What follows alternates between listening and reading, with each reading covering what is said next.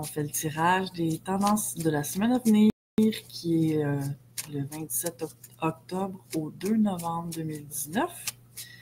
On va regarder ensemble qu'est-ce qui nous attend dans cette belle semaine. Et pour mieux se préparer, je me branche à l'énergie collective des gens qui vont écouter la vidéo, peu importe quand, pour voir le maximum, pour pouvoir rejoindre le maximum de personnes dans les énergies. Donc, ça se peut que ça parle un peu moyennement ou beaucoup, selon les semaines, selon les tirages. Et tout ce que je dis, tu l'ajustes à ta situation personnelle parce que chacun, on vit des choses différentes. Et on le vit de manière différente aussi. Donc, bon matin et beauté divine.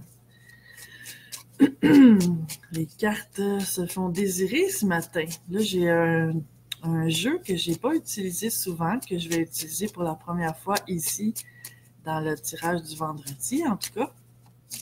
Je me souviens même pas comment il s'appelle. Mais on va explorer avec ce jeu-là aujourd'hui. Donc, quelles sont les énergies en place? Voilà, ça commence. Pour la semaine à venir du 27 octobre au 2 novembre 2019. S'il vous plaît, mes amis de lumière.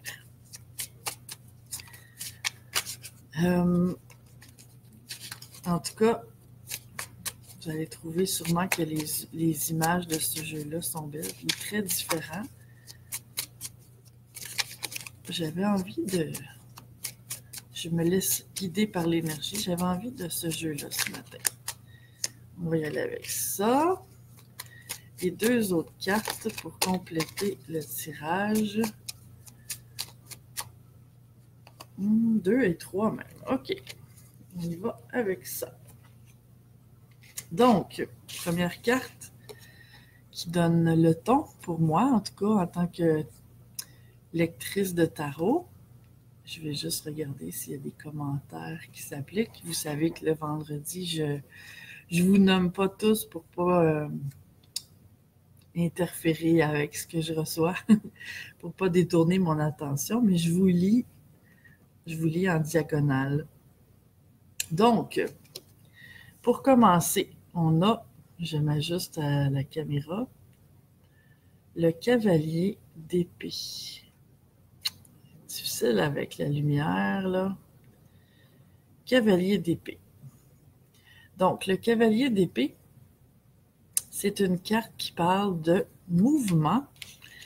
Les épées, c'est toujours en lien avec plus le côté mental, idée, inspiration, nouvelles. Donc, cavalier d'épée, c'est soit je reçois des nouvelles, je le sens pas comme négatif, mais je sens que pour certaines personnes, c'est des nouvelles très positives. Pour d'autres, c'est des nouvelles qui sont, je vais pas dire négatives, je vais dire différentes de ce que j'attendais. Je dis pas négative parce que pour moi, le côté négatif des choses, c'est souvent en lien avec ma perception.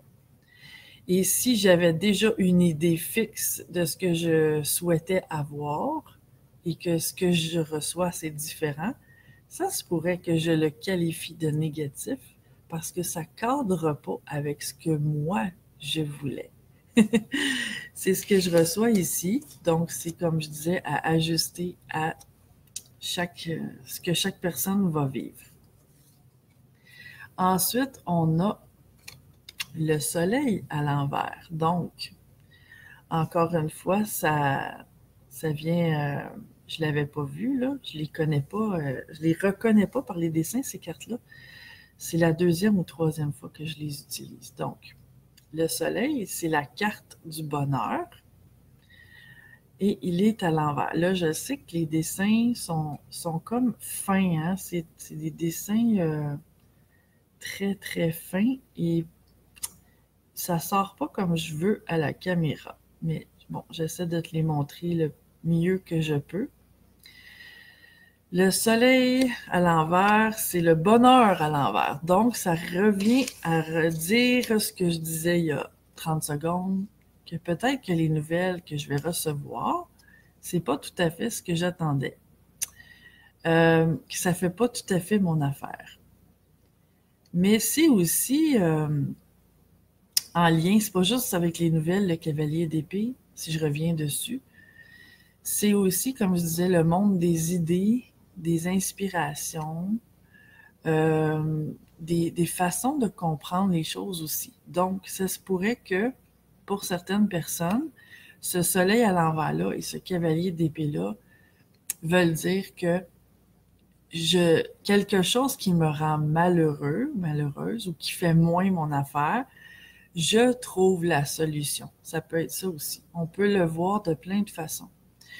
Que, comme je disais, je reçois des nouvelles qui sont pas nécessairement ce que je voulais. Que je reçois une inspiration, une nouvelle façon de voir quelque chose que j'aimais plus ou moins, qui fait que ça va changer ma façon de vivre ce qui se passe. C'est tout ça que je reçois ici. Et ensuite, on a le hiérophant à l'envers aussi. Donc, deux arcanes majeures à date, c'est les seuls du tirage, qui sont à l'envers. Donc, ça veut dire qu'il y a des énergies qui brassent. Le hiérophant, c'est la carte de la connexion spirituelle, la connaissance divine et à l'envers. Donc, ce que je vois à travers ça, c'est qu'il y a des bousculements ici qui risquent de faire en sorte que je puisse me déconnecter plus facilement de mon énergie divine, de ma connexion avec la source, qui fait que quand je suis pas connectée, je suis 100% dans, moi j'appelle ça comme ça, c'est ma façon de voir et d'exprimer les choses, mais si je suis pas connectée à mon divin, je suis 100% dans mon humain. Et c'est plus difficile, parce que mon humain est limité, a des idées limitées, des connaissances limitées, une énergie limitée, une façon de voir limitée, et que si je vais pas bien, dans mon corps, dans mes pensées, dans mes émotions, c'est en lien avec le fait que je sois déconnectée. Parce que si je me connecte à mon divin, à ma source, ben je connecte avec mon énergie illimitée. Ça va mieux. Ça change pas du jour au lendemain, là, comme ça, la situation que je vis.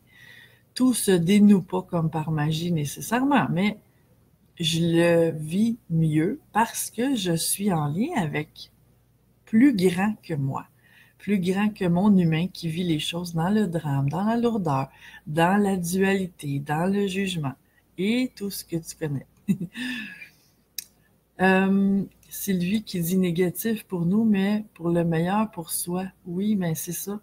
Négatif, c'est qu'un point de vue.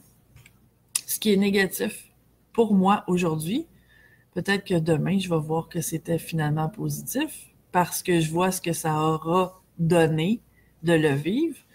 Et peut-être que pour une autre personne qui a vécu pas mal pire, ça pourrait être très positif aussi. Tout est relatif, hein? Bon matin, les beautés divines qui viennent d'arriver. Ensuite, on a le valet d'épée. Encore des idées. Le valet d'épée ressemble beaucoup au cavalier. Il est juste un peu moins fort, un peu moins de mouvement associé à cette carte-là. Par contre, le message est très semblable. Donc, on commençait avec le cavalier d'épée.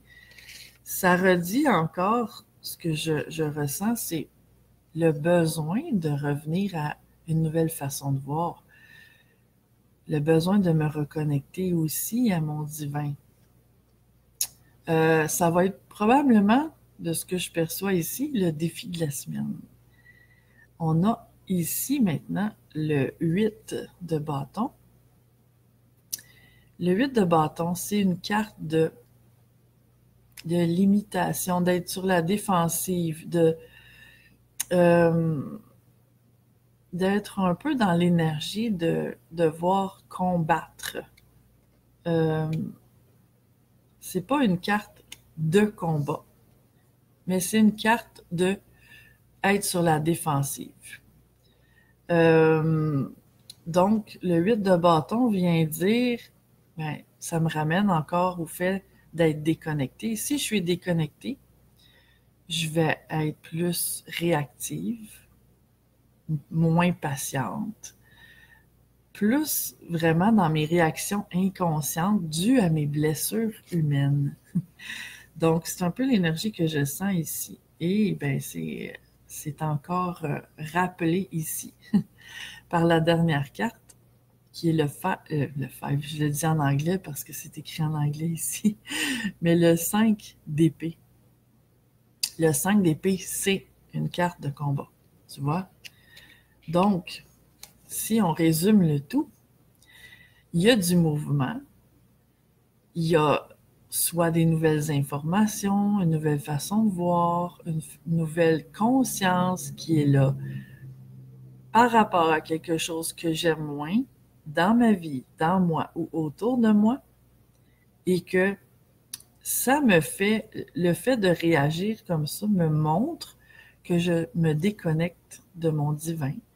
Et en étant déconnecté de mon divin, je suis en réaction, je suis sur la défensive. Ce qui me vient, c'est que ça se peut que je dise des choses qui dépassent ma pensée, que je regrette par la suite, qui créent même un conflit, que je sois sur la défensive.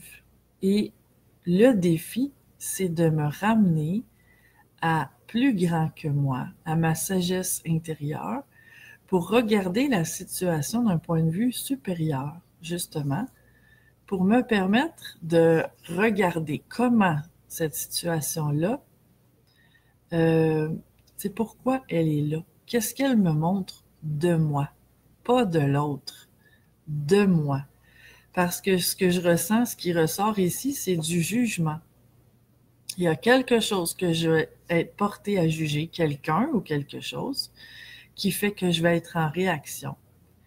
Et le fait d'être en réaction et que mon attention soit tournée sur l'extérieur, sur cette personne-là ou cette situation-là qui me fait réagir, ça me détourne de ce qui se passe à l'intérieur de moi. Si je me ramène à l'intérieur de moi et que je me connecte à ma sagesse intérieure, je vais être capable de regarder pour trouver un angle de vue qui me permet de voir comment tout ça est bien pour moi. Pas bien dans le sens, pas nécessairement agréable à traverser. Ça, ça peut arriver, hein? Mais que ce soit arrivé pour me montrer à me respecter, m'écouter et m'aimer mieux. C'est toujours ça le but ultime de toutes les situations que je juge pénibles, difficiles, dérangeantes ou qui me font réagir. C'est que si je m'aime à 100%, si je m'écoute à 100% et que je me respecte à 100%, qu'est-ce qui va me déranger? De quoi je vais avoir peur? En fait, je vais aller dans la vie avec un lâcher-prise qui se fait tout seul, avec une conscience qui voit la perfection en tout. Il n'y en a pas de problème. Si je m'aime à 100%, je vais laisser les autres être. Je vais laisser les autres même créer des conflits. Je n'aurai pas envie d'y participer. Mais je les laisse libres d'être, de faire et de dire et de choisir d'être ce qu'ils ont envie d'être. Et que je continue, moi, à vivre mon bonheur et à travers mes choix de vie. Et la carte qui est tombée du jeu, ici, c'est, j'en parlais il y a quelques secondes, letting go, c'est le lâcher prise. Donc, ce qui me fait résister, réagir, m'indique qu'il y a quelque chose à l'intérieur de moi qui a besoin. C'est une blessure, en fait, qui réagit et c'est un besoin de revenir à moi, de laisser ce qui est là arriver comme ça arrive, de regarder plutôt quel chemin moi j'ai envie de prendre, quelle attitude moi j'ai envie d'être, comment moi j'ai envie de me sentir. Et de me réaligner sur l'énergie de l'amour, évidemment. Une semaine plus difficile que Sylvie dit, mais lâcher prise. Bon week-end, merci beaucoup. Plus difficile, bon, peut-être que les dernières semaines qui parlaient de cadeaux de la vie, de belles prises de conscience, d'amour. Mais en même temps, c'est ça la vie, hein? Il y a des hauts, il y a des bas. Et en fait, quand on vit des choses comme ça qui nous font voir nos parties immatures, nos parties qui réagissent, c'est des parties immatures, c'est des parties blessées, ben c'est toujours pour avoir l'occasion de mettre de l'amour dans tout ça, de l'amour de soi, et qui permet de monter d'une coche à chaque fois, de m'écouter plus, m'aimer plus, me respecter plus, qui fait que plus je fais ça, moins je vais réagir, plus je vais être en harmonie. Même si ça brasse autour, je peux être en harmonie parce que je m'occupe de moi, pas par égoïsme, par respect de moi. Et il y a une carte qui est tombée ici. J'ai été appelée par ce jeu-là. Je me souviens plus les noms des jeux. C'est le rayon bleu avec l'archange Michael qui dit « Demandez l'aide de l'archange Michael afin d'avoir la foi, d'être protégé et d'agir selon la volonté divine. » Ce que je vois là-dedans, c'est quand je parle d'alignement, quand je parle d'être connecté à ma sagesse intérieure. C'est ça pour moi la volonté divine. C'est d'être aligné sur cette énergie-là qui est plus grande que moi. Le divin, plus grand que mon humain, pas parce qu'il est mieux, il est juste différent et qu'il y a un point de vue limité, tandis que moi, dans mon corps humain, j'ai un point de vue limité. Et j'ai été appelée aussi pour une dernière carte dans le jeu que j'écris avec mon ami Marc-Claude Lachance. Et c'est la musique. J'écoute de la musique qui vibre en accord avec ce que je veux vivre. Donc, probablement, pour certaines personnes, le fait d'écouter de la musique qui calme, de la musique de l'âme, va aider à reconnecter plus facilement avec la partie divine de moi. Parce que des fois, par moment, surtout quand ça brasse, quand on est en émotion ou quand on est en réaction, c'est plus difficile de retrouver notre centre, là où il y a le silence, là où il y a l'harmonie, là où il y a la paix. Mais la musique est un moyen parfait pour y arriver, parce que si j'écoute et je me laisse porter par la musique, ça calme les parties de moi qui ont envie de ruer dans les brancards et de partir à la guerre, peut-être. Donc, voilà les messages pour cette semaine. Et on va faire ces beaux pas-là ensemble vers une plus grande harmonie intérieure, pas parce que l'extérieur est harmonieux nécessairement, mais parce que je peux en tout cas choisir de rester dans mon centre et comme l'image que j'ai, c'est comme l'œil de la tornade, ça peut brasser autour. Les gens peuvent faire des drames, vouloir être malheureux, critiquer, faire des problèmes. Mais si je les laisse faire parce que c'est leur choix et qu'ils ont droit de faire les choix qu'ils ont envie de faire, si je juge pas ça, que je les laisse être et que je trouve mon centre, ben au milieu de la tornade, c'est le calme absolu. Ça bouge pas, c'est immobile, immuable, même si ça brasse partout autour. Alors, c'est ce que je reçois pour toi. Je te souhaite une merveilleuse semaine. Si le tirage te parle ou que tu as pensé peut-être à quelqu'un en l'écoutant, peut-être lui envoyer pour l'accompagner dans ce que cette personne le vit. Si tu as envie de partager, je t'en remercie du fond de mon cœur et je te souhaite une merveilleuse semaine dans la conscience, la lumière et l'amour. À bientôt. Ciao.